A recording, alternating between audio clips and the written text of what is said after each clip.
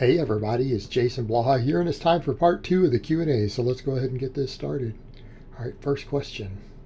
Hey Jason, what are your biggest tips on maintaining muscle mass during a 20-pound cut? Okay, the biggest tip is to cut as slow as you possibly can. And I know that's one that people hate. They're like, I want to just cut and get it over with. Well, you need to pick one. You can't say I want to cut quickly and concurrently say I want to maintain all of my muscle. Right? These two things don't go together. What are the two biggest factors in how fast you can cut without losing muscle? Right? How enhanced you are and how high is your body fat. In other words, someone who's 30% body fat can lose fat more quickly than someone who's 15% body fat while keeping muscle. As you get leaner, you have to lose weight very, very, very slowly to keep the muscle that you have. Okay. Number one on the list, do it slow. You know, whenever I've done cuts and doing a cut now, of course I take little breaks in it and then go and drop a pound or two and then a break. Do you know why? Because I want to keep my gains. I want to keep my gains, and people can laugh at it all they want.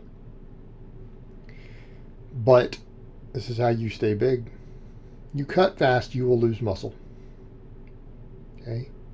And the leaner you get, the faster that muscle loss will occur. So, cut slow. Number two, mechanical tension on the bar matters. All right? People can argue all they want about volume and its role as a driver in hypertrophy. You need to forget that when it comes to cutting.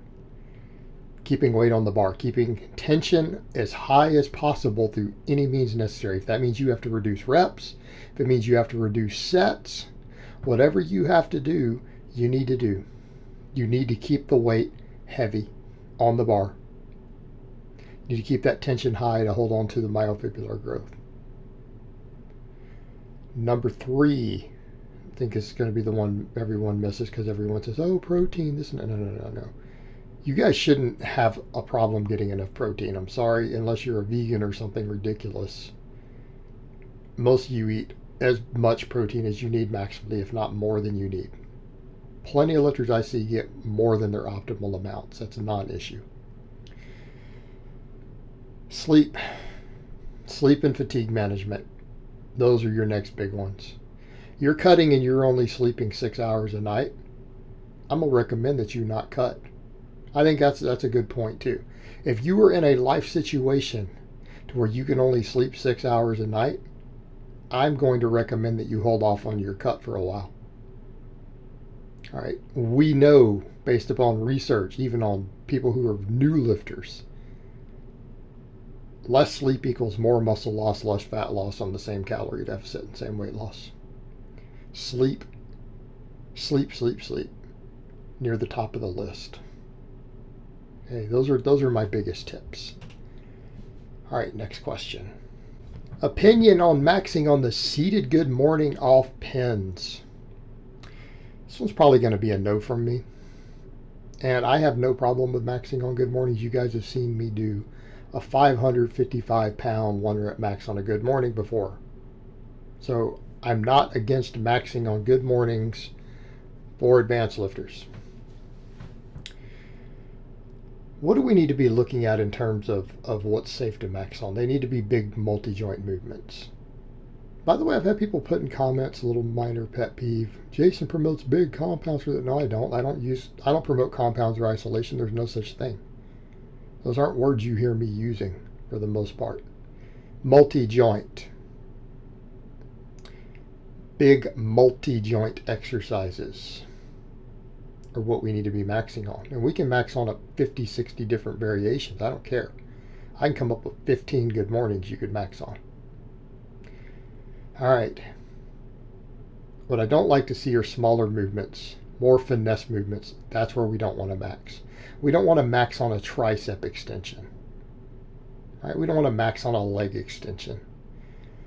Well, what's a seated good morning? We are really taking a lot of muscles out of a big movement. We could argue that a good morning is a single joint exercise, by the way. Yeah, Yeah, it is. Single joint exercise is just a really, really big single joint exercise. What's a seated good morning? We're taking more muscles out of that. I think maxing on a seated good morning makes about as much sense as maxing on a tricep extension.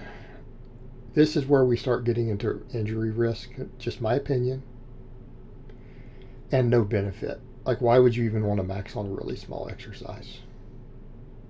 Okay, I wouldn't max on a seated good morning at all.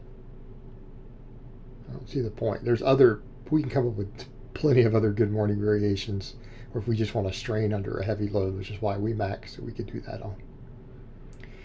This probably wouldn't be one of them. We're getting into a smaller, more finesse, specialized movement at this point. All right, next question and last question of the week. Does the Swiss bar bench have good carryover to the regular bench press? All right. I'm not going to be condescending with this one at all. Let's just look at it, and I want you to step back and think about that. The same movement pattern. Is it a different grip and different muscle emphasis? Yes. Yeah, of course it is. But a lot of times we'll say our carryover is purely hypertrophy in nature, and they still have carryover. In other words, if your front delts are limiting your bench press, this is an if, any form of overhead press will carry over to the bench, right? Of course it will. It's hypertrophying a weak link, right? It's hypertrophying a weak link. Doesn't ensure movement pattern carryover. But here's the thing. At this point, we're looking at multi-grip bar, Swiss bar, whichever version of it we're talking about. Does the muscle emphasis change a little bit? Yes. How so? More tricep. All right, more tricep, potentially slightly less delt, slightly less pec, more tricep.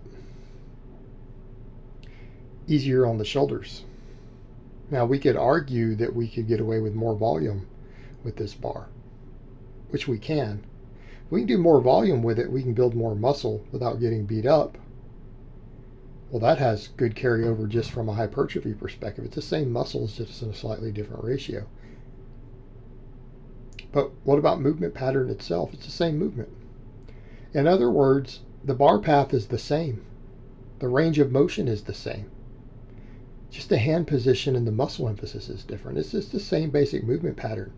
You will get direct movement carryover, right? This one is a no-brainer. It really is.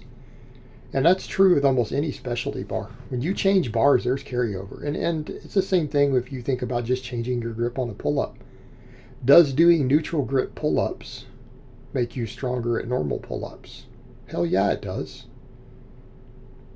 Right? Anyone who's done both, they'll tell you that. Well, the Swiss bar is the same thing. It's the same thing. It has carryover, not only from a hypertrophy carryover, but from a movement pattern carryover. It will have extremely good carryover.